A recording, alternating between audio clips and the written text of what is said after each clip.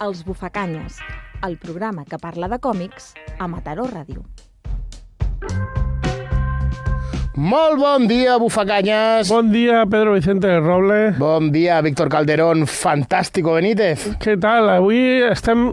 És el penúltim programa de la temporada. Uf, quants, Aquí a l'estiu. Quantes coses han passat, aquest any, d'aquest curs, a les nostres vides? Han passat moltes coses i aquest programa l'hem volgut dedicar als Quatre Fantàstics. A la família de Marvel. Sí. La família més famosa de Marvel i que està molt maltractada per la indústria de l'audiovisual i esperem que ara no ho estigui. Esperem que no. Hi ha moltes esperances, És una família, un còmic que s'ha adaptat moltes vegades al cinema, tampoc moltes, vegades. Però ja són moltes, per mi m'ho semblen.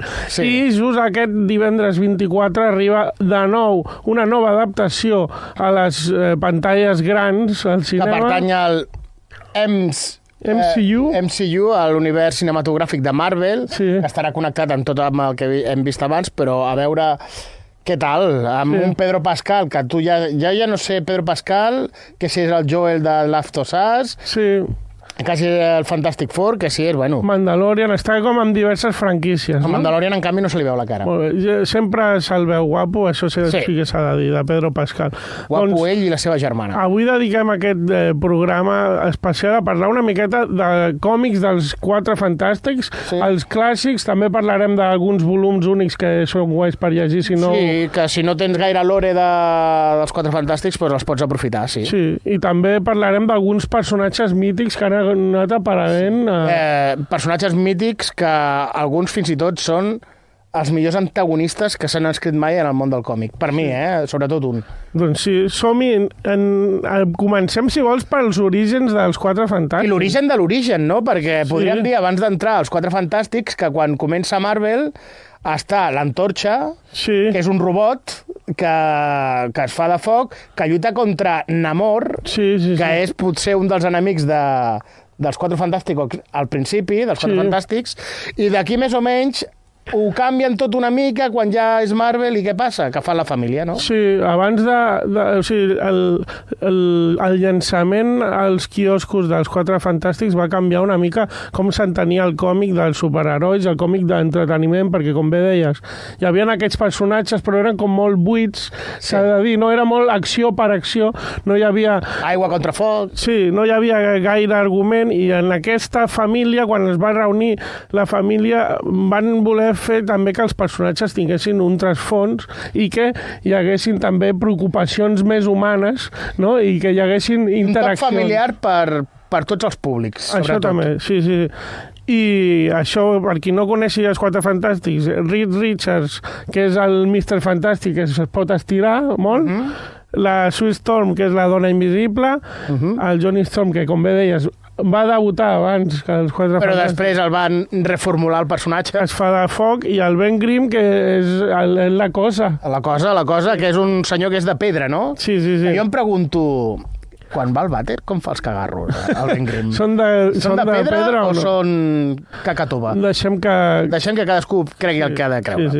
Doncs això, van començar, el 1961 es va publicar el primer còmic, que era de Stan Lee i Jack Kirby, que és aquest que tenim aquí, que està publicat ara per la biblioteca Marvel. Perquè Marvel fa un parell d'anys, més o menys, va decidir treure tot el material antic en un format de rústica, amb solapes que estan molt bé i que emulen els TVOs d'aquella època, perquè podem trobar cartes al director d'algun dels que després han sigut o guionistes o dibuixants de la sèrie. És fantàstic. És fantàstic, perquè és la mida en la que es va publicar originalment, que és mida comic book, i com bé dius, hi ha aquests inserts de les cartes al director que abans es feia. Abans que hi hagués internet, la gent enviava cartes a La Vanguardia, al periòdico... Doncs això.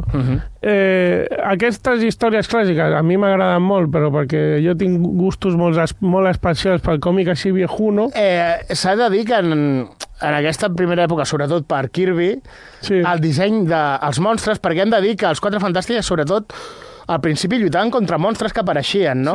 Era com... De fet, la primera aparició de l'arbre, del Groot. Del Groot, va ser com un enemic dels Quatre Fantàsticos. Després ho van reformular i van fer el Groot, no? Imagina't, sí. Aquí en el primer número del Fantastic Four era el senyor Talp, que tenia l'home Talp. Sí, doncs això potser no és un material que recomanem per començar a llegir els personatges, perquè és això. És que fem per molt que fa És de principis dels 60, clar. Has d'entendre el transfons que tu estàs llegint, el context de l'època. Sí. Però sí que, si vols, podem anar recomanant alguna de les cosetes, perquè just ara, amb lo de la pel·lícula, just aquest mes passat, fa unes setmanetes... Van treure 4 volums de cop, d'aquests d'anar a la platja. Rotllo grapa així més gordeta. Vam recomanar a un, que era el de Mr. Fantástico, per exemple, però hi ha un per cada personatge protagonista. Sí. I aquests es diuen Los Cuatro Fantásticos i és col·lecció Los Cuatro Fantásticos. Són 4 volums, un per cada fantàstic, no? Exacte. I és com que recopilen històries de diferents etapes de cada personatge, així protagonitzades per cadascun d'ells, i que està molt bé també, si no he llegit res, doncs per fer un pica-pica de les històries. Hi ha autors de qualitat com Mark Waid o Geoff Johns. Sí. I el dibuix, hi ha els clàssics també. Sí, hi ha una miqueta de tot. I per un preu econòmic de 8 euros, Sí, molt bé, per la platja total. I és això, surts de veure la pel·lícula i tens ganes de llegir alguna cosa, doncs això potser seria el més adient. Després tenim també algun volum, una miqueta que no és ja per portar-lo a la platja, potser, perquè... No, sobretot aquest que tenim justament a la cara s'ha de cuidar. Que estem parlant d'aquest que és Los Cuatro Fantásticos Círculo Cerrado, que aquest quan va sortir el vam recomanar molt aquí amb el Bufacanyes, que és un volum d'Àlex Ross, que és un il·lustrador molt potent, que sempre treballa, que és precisament l'autor d'aquesta col·lecció que parlàvem en Col·lecció Cuatro Fantásticos, i ell es va decidir fer guió, dibuix i color tot en aquest volum, que és una història tancada dels Quatre Fantàsticos amb els elements més clàssics dels Quatre Fantàsticos, no? Recuperant una mica també coses dels còmics més clàssics, però... La zona negativa, com altres coses... L'edifici Baxter, que és on viuen també. Doncs... Això, aquesta història, sobretot visualment, és superimpactant i és una passada. Hem de recordar, nosaltres som molt fans de les portades d'Àlex Ross. Sí. Hi ha alguns còmics d'Àlex Ross que estan molt bé i que els seus dibuixos tiren d'un realisme molt potent. Sí. Que per un còmic en concret està molt bé, potser per molts és una mica farragós, no? Però per un còmic en concret entra molt bé l'Àlex Ross. Sí, hi ha gent que potser no li agrada tant pel tema més com... Perquè com és tan realista pot ser com massa estàtic, potser, no? No tan dinàmic, no, el dibuix. Però jo crec que en aquest cas, aquest cas concret, aquest còmic és una passada i que si voleu comprar una cosa així més adulta i més actual dels Cuatro Fantásticos és una molt bona opció. Doncs sí, són 25 euretes, Cuatro Fantásticos Círculo Cerrado. I molt de color, té el Círculo Cerrado. Sí. I tu sabies que El Niño Sin Amor... El Namor, l'home submarí, va tenir un idili amb la Sue Storm? Ostres, doncs no ho sabia. I això s'explica, i ho explica el Grant Morrison, amb dibuixos de Jay Lee i color de José Villarrubia. Gran colorista.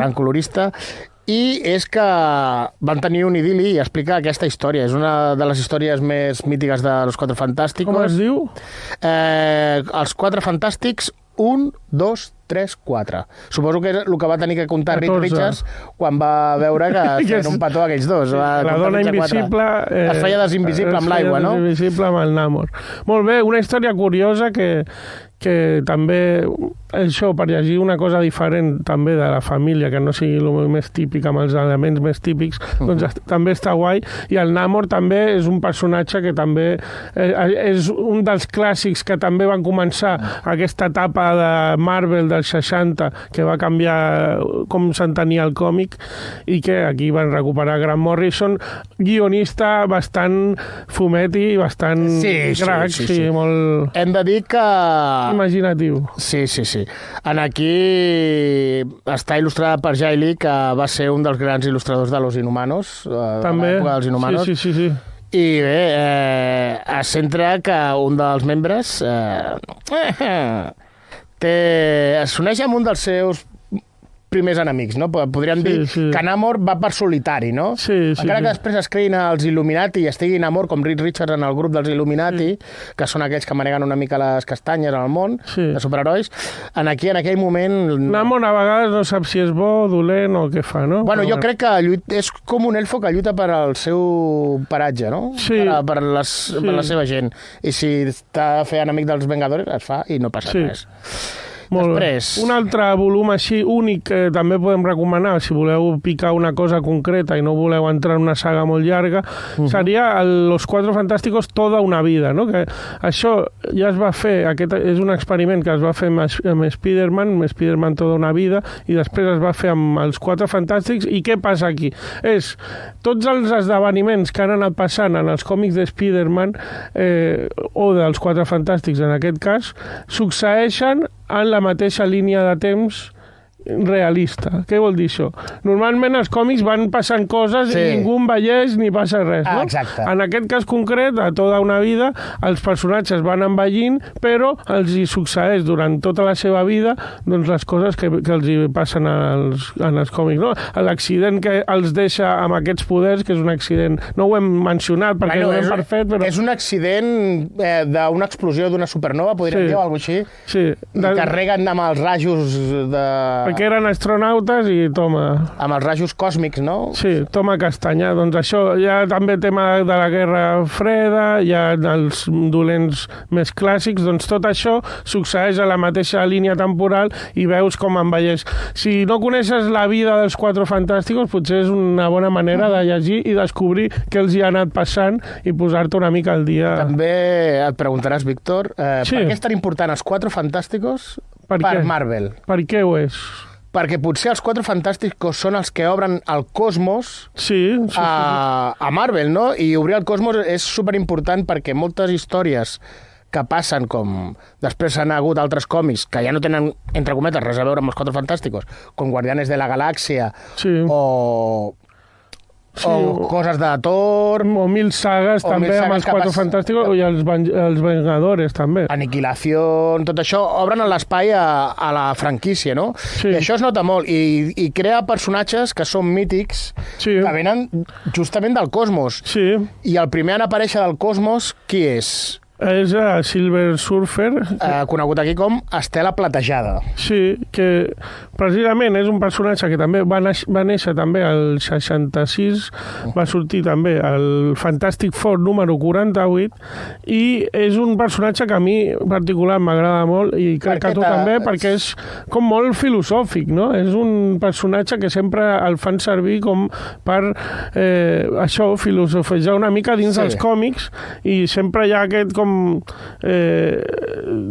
tema aquest de com que és un personatge molt intel·ligent i és un extraterrestre i tal, sempre el fan com veure la humanitat des del seu punt de vista i reflexionar sobre la humanitat des d'un punt de vista que no és gaire humà, no? Sí, des de fora de la humanitat, efectivament, perquè com sabem, ell és un... com es diu? Ara no me'n recordo. Heraldo de Galactus, no? Exacte, un heralde del Galactus que li dona poders còsmics. Sí. I allà però el tio va tirant. El tio té poders molt importants. El Galactus és un ésser gegant, un devorador de mons. Sí, que s'alimenta de mons, sí. I això, l'Estela Platejada, doncs, ha tingut títols també que podem recomanar alguns que hem estat llegint en els últims anys que també ens ha agradat molt, com aquest. Bona fumada, que és aquest Estela Plateada Negro, que és del Donny Cates. Aquest el podeu... està molt bé perquè es podeu llegir, n'hi ha el còmic també de Marvel Deluxe de Los Guardianes de la Galàxia de Donny Cates, i arriba un punt que tu pares a llegir-te aquell volum i te llegeixes aquest d'Estela Plateada Negro. I està molt bé, perquè és una fumada, és psicodèlic, el dibuixant és el Tradd Moore. A mi m'encanta, el dibuixant és boníssim perquè, com que dius... És psicodèlia pura i dura, és com la camisa que portes, però en vez de pinyes, flors. Sí, és molt setantero, també el traç també és com molt net, però molt psicodèlic. I és que molts herois van a caure en forat negre i Estela Plateada els aconsegueix salvar, però ell es queda dintre el forat negre. I a partir d'aquí farà un viatge viatge per al forat negre, que és una fumada digna de les millors festes de Bob Marley. Sí, perquè és espectacular. I el dibuix, el que tu dius, et deixa flipadíssim. Tu vas veient com a l'Estela Platejada se li va posant la mà negra i se li va extenent per al braç, no? Cada cop que fa servir molt de poder còsmic. Ostres. Està molt bé, i no explico res més per si la gent se'l vol llegir. Molt recomanable. Alguna altra recomanació d'Estela Plateada, per exemple, jo, ara fent una ullada a lo que tenia de lectures, he recuperat aquest, que és La oscuridad más allá de las estrellas, que aquí es va publicar com una limited edition, així, amb un format molt gran. Sí, més o menys com el de l'Àlex Ross, no? Sí, o més gran, fins i tot. I aquest és d'un autor italià que es diu Claudio Castellini. Sí, que també no ha dibuixat també coses de Mark Millar, potser... Sí. Potser el d'això, És bastant clàssic, però ara mateix no recordo cap altre títol, però sí. El guió sí que és de Ron Marth, que també és més clàssic, però el Castellini estic mirant que també ha dibuixat coses de Batman, de Conan... Bueno, sí que a Marvel ha fet més cosetes, I en aquest cas aquest volum és molt xulo perquè aquí es va publicar amb un format diferent com s'havia publicat a altres països, perquè és amb tonalitats grises i clar, l'Estela Plateada és com platejat, no? Com bé diu el nom, i l'edició és molt xula perquè és com una escala de grisos que són, inclús et diria, una miqueta platejats, i és també com una mica Artist Edition perquè es veu també molt el traç de l'autor, i ja només per l'edició gràficament és superpotent aquest és molt difícil de trobar. Ara és difícil. Sí. Però la història, també et diré, no era res de l'altre món, era una altra vegada Estela Plateada fent voltes per l'univers i reflexionant, però estava molt bé. Sempre reflexiona molt, l'Estela Plateada. És el Platón d'això. Un altre que reflexiona molt és l'Estela Plateada amb Paràbola, que és de Stan Lee, i Moebius, els dibuixos. Exacte, sí. Aquest és també una cosa inusual en els còmics, que Stan Lee li va demanar a Moebius dibújate algo, clar, Moebius és un autor que venia de dibuixar el còmic franco-belga, un autor que havia fet moltes obres i amb un estil molt apartat de tot el que és el Marvel més comercial. Exacte. Sí. I res, van fer aquests 2 números que també aquí es van recopilar no fa tant amb un must-have d'aquests, que són també econòmics, i també és el que dèiem abans, és també una mica reflexions sobre la humanitat des del punt de vista d'Estela Plateada, i també apareix el Galactus. Sí, que tenen allà les seves paraules. Sí. Parlen molt aquests dos, Parlen molt. Sí. A nivell gràfic, Moebius, què s'ha de dir? No s'ha de dir res, perquè és un clàssic i és molt bo. Un 10. Després també tenim un altre, que és Estela Plateada, del Dan Slott, que després parlarem, i el Mal Calrit, que també parlarem d'ell, que és un òmnibus de l'Estela Plateada de les aparicions guionitzades i dibuixades per aquests dos. Sí, va ser com una etapa que van fer els dos, que realment va triomfar bastant. Jo no l'he llegit encara, m'agradaria molt, però és un òmnibus d'aquests que 45 euros, has d'estar molt fort per... Bueno, fes com jo, que em vaig comprar un faristol per als llibres. Doncs això faré. Aquesta història, Estela Plateada, té una novieta que és una humana i també fan els seus viatges i les seves aventures. Bastant una lectura més fresca aquesta, i més d'aventures una mica més clàssiques, o sigui, no clàssiques, sinó aventures per passar-ho bé, no? Més palomiteres, que li diem nosaltres, no? El tema també que a la pel·lícula no apareix Estela Plateada, sinó apareix Estela Plateada en forma femenina. Sí. Que la gent ja al principi... Sí. Oh, ja l'han canviado! Sí. Els 4... Gent que es queixa per tot. Sí. Oh, l'han canviado, l'han hecho mujer, tal. Bueno, hem de dir que aquests 4 fantàstics estan en un altre univers. Sí. Estan en l'univers que hem vist les pel·lícules de sempre. Què vull dir amb això? Que segurament, com després veia el Secret Wars, que és una etapa molt important, amb un dels millors dolents que hi ha, que ara parlarem d'ell, hem de dir que segurament, quan estiguin ja en el Mundo 616, ficaran a l'Estela Plateada Senyoro. Sí. Però què vull dir? Que també en els còmics podem trobar l'Estela Plateada femení. No sé en quins còmics són, però sé que en algunes històries surt. També va sortir. Que representa que és la dona de l'Estela Plateada abans de ser Estela Plateada, que en vez de ser ell qui es fa en Estela Platejada, és ella qui es fa. És com un what if d'aquests, alguna així. No estic gaire segur. Parlo de mentirijillo i de tirar de memòria. També et diré, és un personatge que és un alien i realment el sexe o gènere no importa gens. Perquè no en té forma de senyor.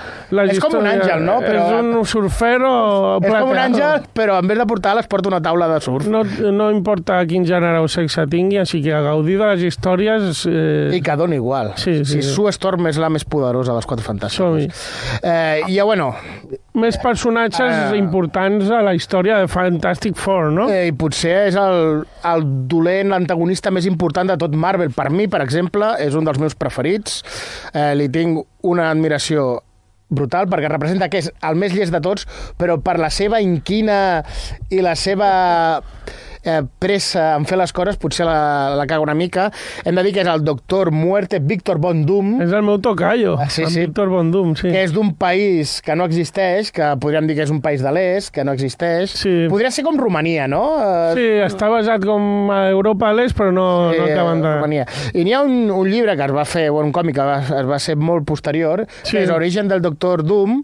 Ho podeu trobar en un 100% Marvel. I saps qui és el guionista, no? Qui és? No és Stan Lee ni Jack Kirby, perquè n'hi ha historietes després en aquesta edició. És el gran Ed Brubaker. Molt bé. I és una història que te l'estàs llegint. No hi ha acció. Vale. Hi ha la història, l'origen de les coses, però n'hi ha uns diàlegs que et tenen enganxat al còmic espectacular. Representa que va d'una periodista que va entrevistar el Doctor Doom per explicar-li la seva història. Vale. I li està explicant la seva història i doncs va fent... coses al passat i vas veient com coqueteja amb les arts màgiques com el Doctor Strange, com és un tio tan llest que també utilitza la ciència i com van passant les coses i va ser company d'estudis de Reed Richards, També. I com va creixent, li van passant coses i al final combina la màgia amb la ciència, no? I per això es fa tan poderós i és potser de les més llestes juntament amb Reed Richards, Spider-Man i Iron Man, no? Jo crec que farem un especial d'aquest personatge perquè realment té còmics molt potents i hem anat recomanant molts, però aquest Origen és un bon per començar i llegir-lo. No sé si apareixerà la pel·lícula nova aquest, el Doctor Jo espero i desitjo que al final dels tràilers allò que fan allò tan inútil de l'escena postcrèdit, que la posin abans dels crèdits i així ja puc marxar, no? Estaria bé. I que surti. A veure Però clar, ja sabem que serà el... l'actor és el Robert Downey Jr. Que era Iron Man abans, que era Tony Stark, i ara passarà a ser Víctor Von Doom. Clar, com és d'un altre univers... Sí. A les pel·lícules està passant igual que els còmics, que ja no saben què inventar-se i han d'anar reciclant idees i personatges. A veure què tal. I ara anem a recomanar sagues importants que han tingut els Quatre Fantàstics. 3 sagues importants recomanarem. Primera de tot, és un volum molt gordaco, que costa 70 euros, però val molt la pena. Per què val molt la pena? Per què val molt la pena? Perquè és del gran Carlos Pacheco, que està al guió, a tot el guió, i al dibuix també, però també hi ha altres dibuixants. Sí, hi ha companys seus de tota la vida, com el Jesús Merino o el Rafael Marín, que també col·laboren, i és un òmnibus de tota l'etapa que va estar portant el Carlos Pacheco. Ojo, amb la importància que té això per al còmic espanyol. Sí, molta. Que Marvel decideix donar-li la família i el guió a un dibuixant espanyol que, havia fet moltes coses i s'havia guanyat el seu prestigi, no? I de cop i volta li donen la firma dels Quatre Fantàstics. Sí. Superimportant. Va fer com una nova etapa i això... Recuperant coses mítiques com la torre... la Baxter, però com els elements més clàssics, però també introduint coses noves. També amb els Inhumanos també apareixen en aquest volum, o sigui... I també dolents mítics, antagonistes mítics com el Diablo, que és un dolent que és espanyol. Diablo! El Diablo. I també algun altre dolent que ara no sé veure. És un bon totxaco aquest, però si us agrada el dibuix de Carlos Pacheco, doncs som-hi amb aquest tomaco. 70 euros, eh? Sí, una altra etapa potent potent que malauradament no podem trobar tots els còmics, que és Els Quatre Fantàsticos de Jonathan Hickman, perquè són Marvel sagues i n'hi ha alguns que ja estan esgotats, ¿vale? No crec que tardin en... Jo crec que amb la pel·lícula, si la pel·lícula té èxit, el refaran, perquè són un total de 9 números, però n'hi ha alguns que ja no estan disponibles, que és el cas del número... El número 3, el número 4, el número 6 i el número 9 no estan disponibles. També et diré, estem mirant a la web de l'editorial, però potser hi ha algunes llibreries que ho tenen, segur. Sí. O sigui que també podeu mirar-ho. I aquesta és l'etapa de Hickman, que també és potent. Sí, potent, amb guions molt... Ja sabem que a Hickman li agrada l'acció. Sí. I... A nivell gràfic potser no m'agrada tant com aquesta altra que tenim aquí per destacar, que és la de Dan Slott. Que ara ja van per al volum 10, són uns volumacos que Déu-n'hi-do. I que porta, crec que ja va acabar aquesta etapa, crec que ja està tancada. No, tampoc t'ho sé dir no estic del tot segur, però l'últim còmic d'aquest, el número 10, es va publicar al març, així que entenc que ja no hi ha més. El 13 de març, sí. I és una etapa que també va refrescar força les històries dels Quatre Fantàstics i que ha tingut molt bona opinió. Sí, tothom parla molt bé d'ells i em sembla que els estan reeditant ara, diria. Sí. I que, si voleu, són totxacos, n'hi ha un total de 10. Amb molt bona... El número 6 és molt divertit perquè la portada veiem que estan els fills de Reed Richards i Sue Storm, el fill i la filla, i quins són els altres dos membres dels Quatre Fantàsticos? Spiderman i Lobezno, Ja només per això... Quatre Fantàsticos Imperio. Reinventats, molt bé. Sí. Bueno, bona mandanga. Està ambientada al final de la guerra Kree School, aquest còmic, i bueno, i aquí estan en Franklin, la Valeria, que són els fills d'en Reed i de la Sue, i van amb ells dos. Hem de dir que Spiderman ha participat moltes vegades amb els Quatre Fantàsticos, que ha sortit fins i tot amb el traje dels Quatre Fantàsticos i una bossa al cap. També. Això és veritat. Clar, perquè són companys d'estudis amb el Johnny Storm. Sí, i tenen això, i comparteixen ciutat, perquè a Nova York tampoc hi caben tants superherois. Sí. Doncs ha sigut una bona repassada als còmics dels Quatre Fantàsticos, aprofitant també que ara s'estrenava la pel·lícula. Ja us direm a veure què tal la pel·li, què ens ha semblat. Sí, surt el robotillo, Sí, és veritat. Sí, que jo me'n recordo que feien la sèrie TV3, que no sortia la cosa, però sí sortia el robot. Era sèrie animada, tens raó. Era molt dolenta l'animació, però jo la mirava, a mi m'agradava, perquè era molt divertit. Això, esperem que la pel·li nova, que ja et dic també, que té aquesta estètica mig retro que a mi m'agrada molt. Bueno, és com si estiguessin als anys 60. Sí, així que a veure què tal, si realment agafa moltes coses dels còmics clàssics de Kirby, que tenien molta inventiva visual també. I disseny de monstres molt xulos. I segur que hi haurà drama, problemes personals entre ells i vides complexes, que és del que va als Quatre Fantàsticos. Així que amb això acabem aquest programa. La setmana que ve tenim l'últim programa de temporada. Efectivament. Especial d'estiu. Especial que llegirem a l'estiu, repassarem una mica i la pel·lícula del Superman, que ens ha agradat força. Sí. I... Ho expliquem la setmana que ve. Ho explicarem la setmana que ve. Molt bé. Estigueu atents. Això, fins la setmana que ve. Adéu, bufacanyes. Adéu.